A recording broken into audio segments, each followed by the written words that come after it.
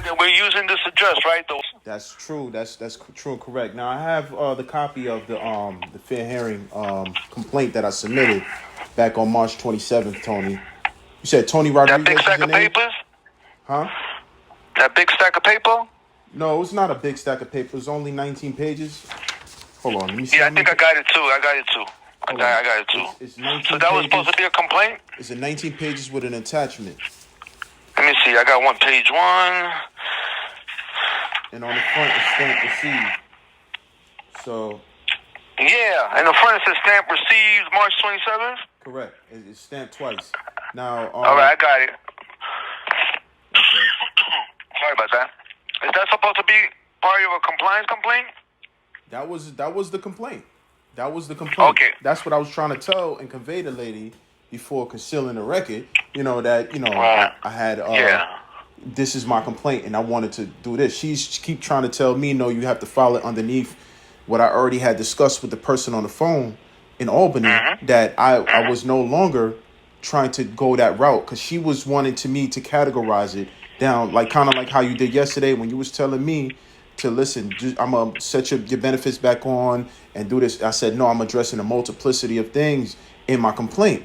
My complaint doesn't just deal with just those two or three issues that the lady wanted for me to put my complaint in, because I try to explain it to her, to give a synopsis of what my complaint is about. Not everything. I can't. A brief summary of something is not going into every detail. So my thing is to submit the complaint so the complaint gives all the details of facts that I'm addressing. So what happened is I'm submitting details and evidence in the complaint, because as you can see from the complaint that it has the pictures, evidence, supporting the statement that I'm making.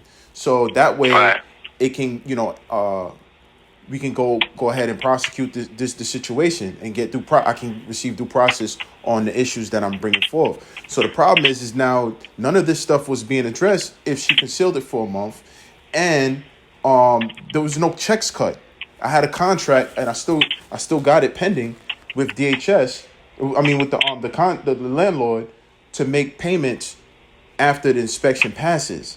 So the problem is that DHS failed the inspection. Simultaneously, this is happening with OTDA. That's not fair to me. You see what I'm saying? And she has no right to do stuff like that, because it denied me benefits for literally 2 months.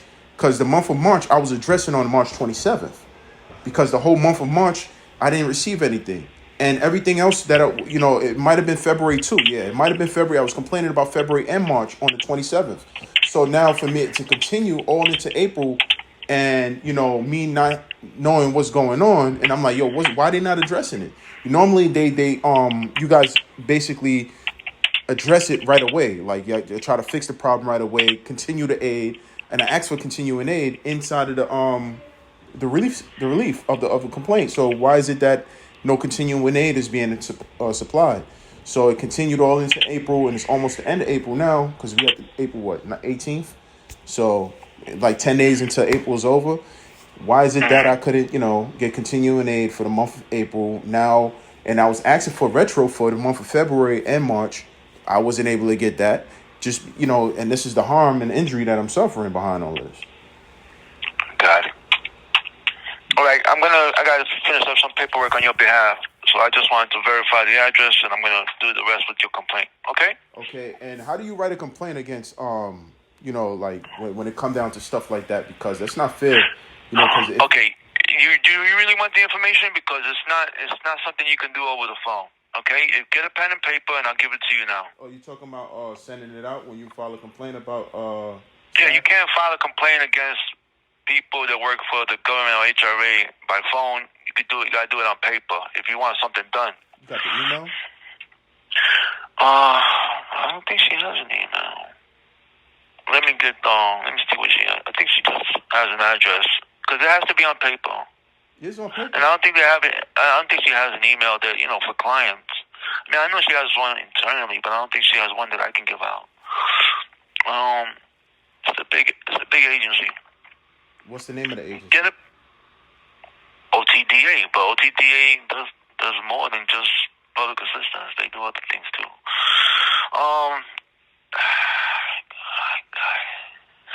I know I got it.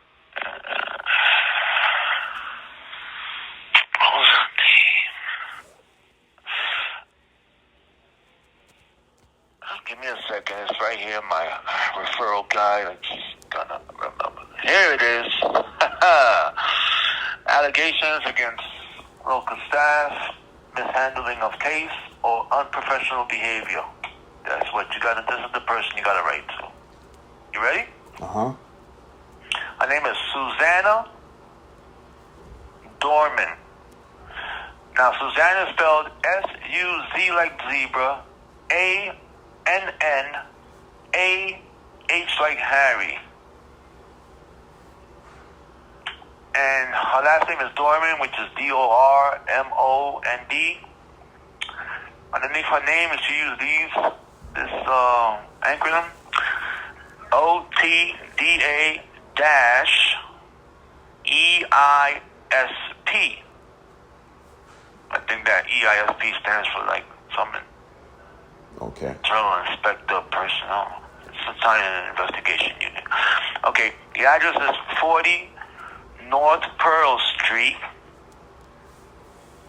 room 11C, and C like in the word cat or Charlie. That's Albany, New York, 12243. You got that? All right. Cause I got a ton of paperwork I gotta finish. Okay, I got that. What it says? S-U-S-A-N-A. Susanna? Yeah, Susanna. S-U-Z-A-N-N-A-H. S-U-Z-A-N-N? A-H. Okay, Susanna Dorman. I got it. Dormund. M-O-N-D. Dormund. M-O-N-D. Don't misspell a person's name. That's... Get off on the wrong foot. Do that. All right. Susanna Dorman. Make sure you got 40 North Pearl Street, room 11C. You don't have an email address? She doesn't have an email address. You have to put this in writing. It's very official. You have a phone number? It's not like that. It's not that kind of thing. It's a serious thing. You should write to her. She doesn't have a phone number. She only has a mailing address. Clients must write to. That's what it says here. M-U-S-T. No options. Only a mailing address. Because a lot of us, if right now I don't have no benefits inside of my, you see what I'm saying? I can't do nothing like that. I got 2 hearings working for you right now, and I'm trying to finish up the paperwork. Okay, no problem. I'll allow you to do that. So my thing is this last question. You have 2 cases. What are these 2 cases? You got 2 hearings. You got 2 hearings. One because they dropped you down to $7. And the other one is because they said that you failed to recertify your case. Now, that was... All right, so that's not really addressing the issues that's the inside complaint. of it. Yeah, right, because that complaint is not hearable from the ALJ. You have to write Susan Dorman. What, my complaint that I submitted? Hold on. She handles complaints against staff, unprofessional behavior, mismanaging anything, and that's pretty much what you're talking about, right? Hold on, you said not hearable by who? The DOJ? Yeah, the ALJ he only deals with like trying to reopen public assistance cases like food stamps, public assistance, stuff like that. You don't handle complaints against staff. No, all right. They don't do that. I'm not talking about that complaint against staff. Remember, I'm talking about the complaint, 19-page complaint that I submitted on March 27th that you said you have. Yeah, I have it. Yeah, I have it with me, but I haven't been able to read it all. Okay, but I have it in front of me. Cool. Now, those 2 cases that you said you starting is not necessarily the issues that I'm bringing up. Like, one of the issues, you see, like, you'll read it. When you read it, you'll see that $7. It's a lot to read, but I'm trying to read it so I can bring it to the right person, or if I'm unable to forward it to the right person, I can give you a call. All right. I can't talk to you right now, okay? I got to hang up. I got stuff to do. I'll call you tomorrow or sometime, okay? I was just saying that when it comes down to it, it was $7 is just one of the issues. I'm talking about everything in between, because it's addressing, what I had in there before $7, what I had in there after the $7. You see what I'm saying? So things like that. Yeah. So that's what I'm trying to say. Okay, we'll pick up this conversation tomorrow. All right. Okay. All right. I'll call you about tomorrow at this time. Is that okay to call you like 3:30 around tomorrow? Yeah. Okay, I'll call you tomorrow on this time. That'll give me time to go over these 19 pages and figure out who it's going to go to. Okay? Thank you. No problem. Talk to you later, because I got some stuff to do, man. I'm running behind. All right. Okay.